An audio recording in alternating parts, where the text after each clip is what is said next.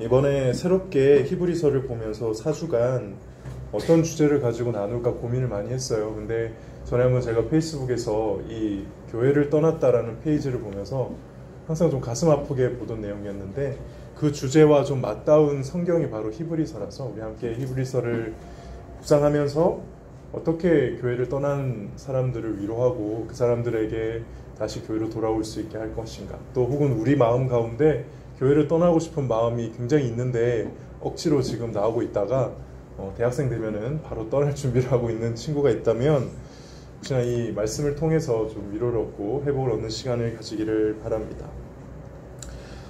오늘 말씀의 제목은 예수님은 당신에게 공감하십니다. 예수님은 당신에게 공감하십니다 라는 말씀의 제목을 가지고 함께 은혜를 나누기로 합니다. 교회를 떠나는 사람이 많습니다. 함께 보신 영상의 사례 외에도 많은 사람들이 지금 교회를 떠나고 있습니다. 교회를 떠나는 사람들의 사연을 들어보면은 저런 영상에서와 같은 가슴 아픈 이야기가 사실 많죠. 어떻게 교회가 그럴 수 있을까? 정말 너무했다. 나라도 그 상황에서는 그렇게 떠날 수밖에 없을 것 같아. 저는 이렇게 솔직하게 생각이 듭니다. 여러분들은 교회를 떠나고 싶었던 적이 혹시 없으십니까?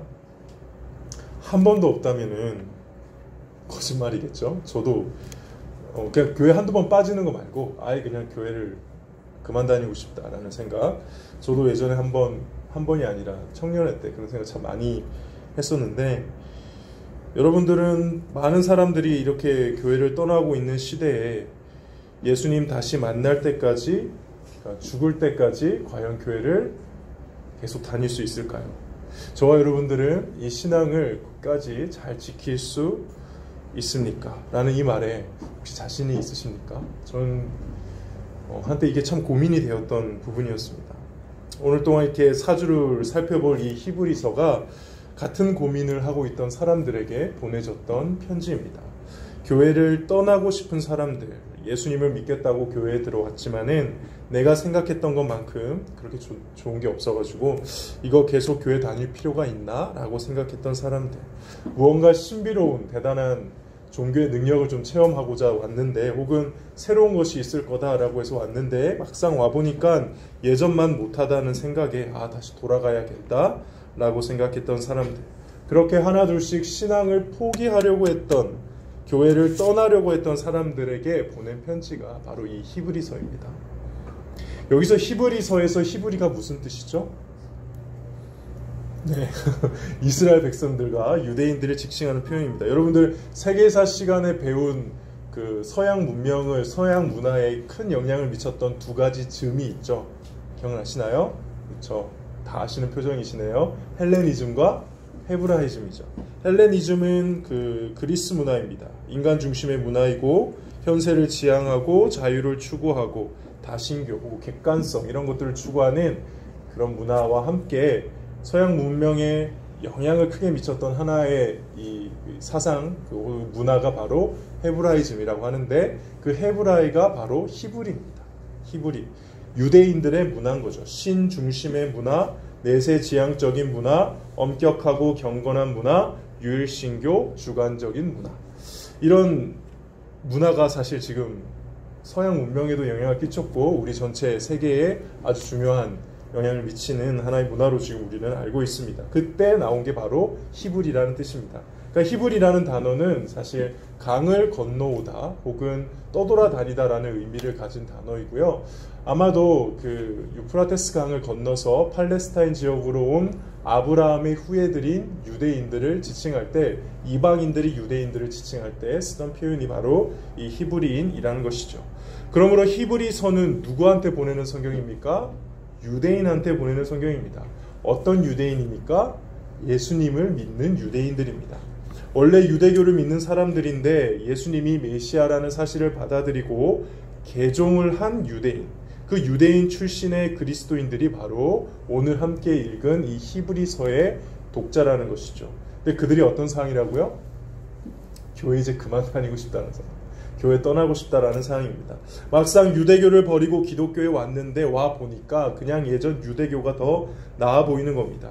이전 유대교는 천사가 강력한 능력을 발휘하고 모세라는 카리스마 있는 선지자를 따르고 무엇보다 성전에서 화려하게 제사를 지내고 그랬는데, 이 기독교에 들어와 보니까 몰래 모여서 집에서 초라하게 예배드리고 예수님에 대해서 배워보니까 예수님 핍박받고 돌아가셨다, 뭐 별로 대단해 보이지도 않고, 특별히 유대교와 로마가 본격적으로 이 그리스도교를, 기독교를 핍박하기 시작하니까 굳이 내가 왜 이렇게 힘들게 교회 다녀야 돼? 라고 생각하는, 그래서 그냥 차라리 예전으로 돌아가자라고 말하는 사람들에게 이 히브리서가 쓰여진 것이죠. 그래서 여러 가지 이유로 교회를 떠나는 사람들에게 안타까움과 간절함으로 설득하고 권면하는 성경입니다. 혹시나 비슷한 마음으로 교회를 떠날 준비를 하고 있었던 친구가 이 자리에 있다면, 혹은 주변에 있다면은 이 히브리서를 통해서 다시 좀 은혜를 받고 깨달을 수 있기를 바랍니다. 교회를 떠나는 이유에 대해서 히브리서의 답은 의외로 간단합니다. 왜 사람들이 교회를 떠날까요? 물론 저렇게 보통 사람들이 상처를 받거나 환경에 어려움이 있어서 떠나는 경우가 많습니다. 그런데 히브리서는 그 외부적인 요건을 말하지 않습니다. 히브리서는 좀 세게 메시지를 던지는데, 너희가 교회를 떠나는 이유는 예수님과의 관계 문제다라고 합니다. 그러니까 다른 핑계 대지 마라. 여러분들이 교회를 떠나게 된다면 많은 경우, 물론 저게 방금 나왔던 영상들의 사연들이 핑계라는 의미는 아니고요. 정말 본질은, 교회를 떠나는 이유의 본질은 예수님과의 사랑하는 그 관계에 문제가 생겼기 때문에 결국은 떠나게 된다는 것이 히브리서의 답입니다. 여러분들, 남녀가 연애하다가 왜 헤어지죠? 헤어질 때 가장 많이 드는 이유가 무엇입니까? 성격 차이죠. 아닌가요? 뭐 별별 이유로 많이 헤어지잖아요. 근데 정말 성격 차이라서 헤어질까요? 뭐 부모님의 반대 때문에도 헤어진다 그러는데 정말 부모님의 반대 때문에 헤어질까요? 서로의 미래에 가는 길이 달라서 서로를 축복하면서 헤어진다? 웃기지 마십시오. 헤어지는 이유는 하나입니다. 사랑하지 않으니까. 좋아하는 마음이 사라졌으니까 헤어지는 거죠. 사랑하면 성격이 달라도 포기하지 않습니다. 사랑하면요, 부모님이 반대해도 안 헤어집니다. 부모님 몰래 만나죠. 그게 사랑이라는 것입니다. 사랑하지 않아서 헤어지는 것이지, 사랑이라는 것 자체는 그럼에도 불구하고 옆에 있는 거니까요. 왜 교회를 떠날까요? 물론 목사님께 상처를 받아서 떠날 수도 있습니다. 사람들에게 왕따를 당해서, 부모님이 반대해서, 아까와 같이 정말 말도 안 되는 일을 당해서 교회를 떠날 수 있습니다. 그러나 교회를 만약에 영원히 떠났다라고 얘기를 한다면 그거는 그 문제만이 아닐 겁니다. 바로 하나님과 나와의 관계에 사랑이 없기 때문에 결국 영원히 떠나게 되는 거죠. 아까 같은 이유들은 교회를 옮길 수 있는 이유는 된다고 생각합니다. 교회를 잠시 동안 안 나갈 수도 있는 이유는 된다고 생각합니다. 그러나 정말 예수님을 사랑하는 한 사람의 제자이고 하나님의 자녀라면 교회를 온전히 완전히 떠날 수는 없는 것이거든요. 그래서 교회를 떠나는 사람들에게 이 내미는 히브리서의 해법은 무엇이냐? 우리가 사랑해야 할 예수님이 누군지를 다시 한 번 더 알려주는 것입니다. 그래서 원래 히브리서가 어떤 책이냐? 예수님을 재발견하는 책입니다. 그래서 원래 오늘 시리즈 제목을 처음에는 예수님의 재발견으로 하려고도 할 정도였습니다. 그러니까 예수님에 대해서 잘 안다고 생각했던 사람들에게 너희가 그렇게 교회를 막 떠나는 마음을 갖게 되는 것은 다른 문제가 아니라 본질의 근원에 들어가면 너희가 아직 예수님이 누군지를 잘 모르기 때문이야. 너 정말 예수님 알고 있니? 라고 오늘 성경 말씀은 우리에게 질문을 던지는 것이죠. 여러분들, 사랑하는 사람이랑 오래가는 법 하나 알려드릴까요? 제가 연애는 실패를 많이 했는데, 그래서 연애는 잘하는 법은 저한테 물어봐도 전 모릅니다. 너무 궁금합니다. 어떻게 하면 연애를 잘할 수 있는지. 근데 사랑하는 사람이랑 싸우지 않고 오래 가는 방법은 좀 안다고 할 수 있는데요. 이게 사랑을 오래 가려면 제가 보기에는 묵상을 많이 해야 됩니다. 누구에 대한 묵상을 많이 할까요? 사랑하는 사람에 대한 묵상을 많이 하는 겁니다.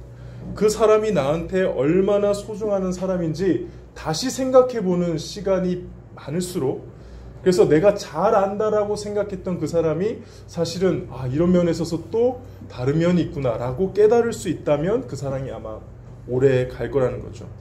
마찬가지로 예수님을 어떻게 계속 사랑할 수 있을까요?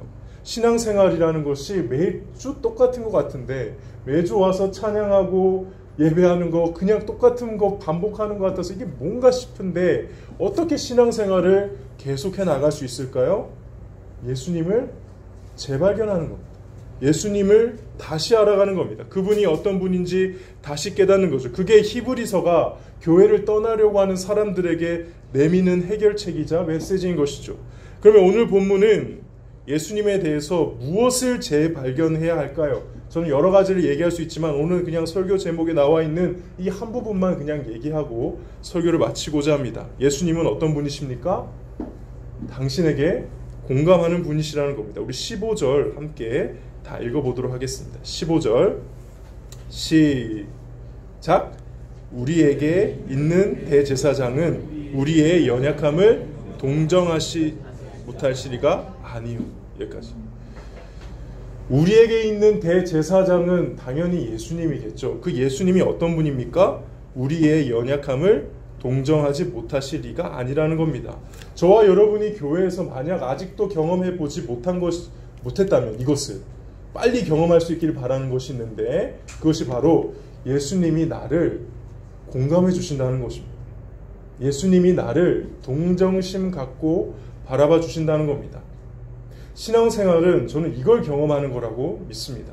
이 세상은 누구도 나를 완전하게 공감해 주지 못하는데 예수님만은 나를 완전하게 같은 마음으로 이해해 주시고 아파해 주시고 동정해 주시는구나. 이걸 경험하는 게 저는 신앙생활에서 중요한 체험이라고 생각합니다. 근데 무엇을 공감해 주신다고 되어 있나요? 15절 다시 한번 볼까요? 우리에게 있는 대제사장은 우리의 연약함을 동정하지 못하실 리가 아니요 모든 일에 우리와 똑같이 시험을 받으신 이로되 죄는 없으시니라. 무엇을 동정해 주고 있습니까? 우리의 연약함입니다. 우리가 시험을 받아서 넘어지는 것, 죄를 짓는 것, 이걸 공감해 준다는 것입니다. 여러분들 잘 생각해 보세요. 이거 놀랍지 않습니까? 예수님은 하나님이시잖아요. 심판하는 분이시잖아요. 우리의 죄를 정죄해야 맞는 거죠. 심판하셔야죠. 모든 죄를 들추어내서 하나도 빠짐없이 징계하셔야 되는 하나님이신데, 그래야 하나님이라고 할 수 있는데, 그래서 공정한 재판관이 되셔야 될 그 대제사장 하나님이신데 우리의 죄를 공감해 주신다니요. 다른 종교들의 신들은 어떻습니까? 어떤 신이 인간의 죄를 보고 동정해 준다고 그럽니까? 그냥 죄값은 치러야 되는 거잖아요. 근데 우리가 믿는 하나님은 오늘 말씀에 의하면 우리를 동정하신다는 겁니다. 우리가 짓는 죄를 보고, 잘 생각해 보세요. 우리가 죄를 짓는 모습을 보고 공감해 준다는 거예요. 이 더러운 죄인들 다 죽어라, 이게 아니라 사무엘아, 나 알아. 네가 그 죄에 이기기 너무 힘들다는 거. 많이 힘들지? 라고 말씀을 하신다는 게 우리가 믿는 하나님이라는 거예요. 저는 이게 깨닫고 미치겠더라고요. 이게 말이 안 된다. 이게 어떻게 신이지? 이게 어떻게 하나님이지?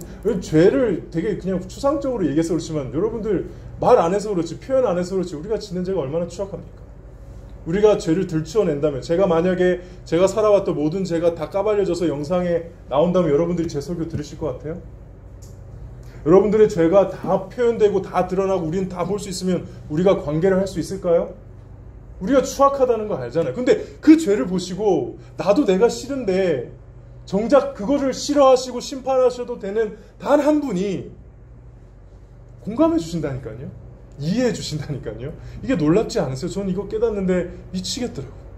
말도 안 된다. 이런 신은 없다. 세상에 어느 종교의 하나님이라는 자들이, 어느 종교의 신이 이렇게 인간을 사랑한단 말입니까? 여러분들에게 정말 묻고 싶습니다. 여러분들은 죄 안 짓고 살 수 있습니까? 아까 말씀드렸던 것처럼 죄가 다 까발려진다면 우리 주변에 나를 사랑해 줄 사람은 누가 남아 있을까요? 근데 한 분은 계시다는 거예요. 한 분. 잘 감추고 있을 뿐 다 똑같은 죄인이면서 서로 손가락질하기 바쁘고 비난하고 혹여나 죄가 드러나면 벌떼같이 달려들어 온갖 의로운 척 해대며 욕하기 바쁜 이 살벌한 시대에 정작 유일하게 나의 죄를 정죄할 자격이 있는 그분이 나의 죄를 짓는 그 연약함을 공감해 주신다. 그분이 바로 우리가 믿는 예수 그리스도이십니다. 저는 이 사실이 얼마나 크게 위로가 되는지, 어떻게 해서 그것이 가능하다고 합니까? 어떻게 해서 하나님이 우리의 죄를 이해해 주신다고 합니까? 예수님이 인간의 몸을 입고 오신 하나님이시기 때문에, 말도 안 되는 성육신 사건으로 인해 하나님이, 무한하신 하나님이 유한한 인간이 되셨기 때문에 그것을 이해하신다는 겁니다. 예수님은요, 인간의 고통과 고난, 저와 여러분들이 당하는 아픔과 시련, 상처가 뭔지를 아시면서 우리를 위로하신다고 찾아오시는 분이십니다. 그래서 그분의 사랑은 공허하지가 않습니다. 그분의 사랑은 저기 멀리 있는 어떤 나라에 있는 한 왕이 그냥 의미 없이 내뱉는 말이 그런 게 아닙니다. 진짜 지금 내 고통 가운데 찾아오셔서 나를 위로하시고 사랑하시는 그런 사랑이라는 것이죠. 그럼 교회가 무엇일까요? 이 사랑을 경험해야 되는 것이죠. 우리가 교회에서 누려야 되는 기쁨이 무엇일까요? 우리 주님이 우리의 연약함을 공감해 주신다는 기쁨입니다. 그래서 우리는 사실 그 사랑을 주님께도 받으면서 동시에 서로에게도 나눠야 되죠. 그래서 서로의 부족함이나 연약함을 들추어내고 비난하고 욕하기보다 우리 주님이 그렇게 하셨던 것처럼 공감해주고 이해해주고 기다려줘야 하는 것이죠. 아까 교회를 떠났던 사람들이 왜 교회를 떠납니까? 정작 예수님은 우리를 공감해 주셨는데, 우리의 연약함이나 죄를 이해해 주셨는데, 동정심으로 바라봐 주셨는데 그 사랑을 정작 교회 안에서 누릴 수가 없으니까, 동정을 받지 못하니까 떠나는 거 아닙니까? 저는 우리 평화교회 고등부가 그 예수님의 동정심을 마음껏 누리는 공동체가 되기를 소원합니다. 오해하지는 마십시오. 죄를 방치하겠다는 뜻은 절대 아닙니다. 오늘 본문도 분명히 말씀하시죠. 죄는 없으시니라. 우리가 가야 할 길은 죄와 싸우는 거 맞습니다. 근데 그럼에도 불구하고 우리가 충분히 경험하고 누려야 될 기쁨, 사랑은 무엇이냐? 동정심입니다. 그분의 동정심. 그분이 나의 죄를 보고 인상 찌푸리고 어떻게 저런 인간이 교회에 와? 하는 표정이 아니라, 너도 많이 힘들지? 너도 여기 와서 그분의 사랑, 그분의 용납하심을 함께 경험하자. 이 사랑이 누려지는 교회 공동체가 진짜 우리가 누려야 될 진짜 교회의 모습이라는 것이죠.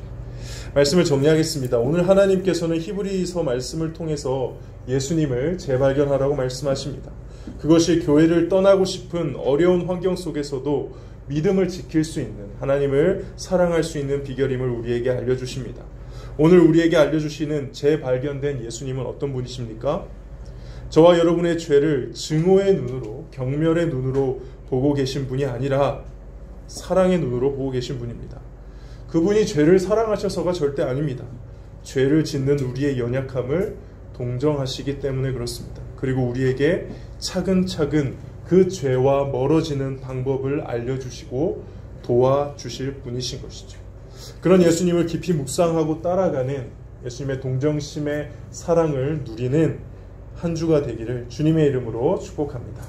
우리 함께 온 땅의 주인 찬양하면서 기도하며 나아가겠습니다.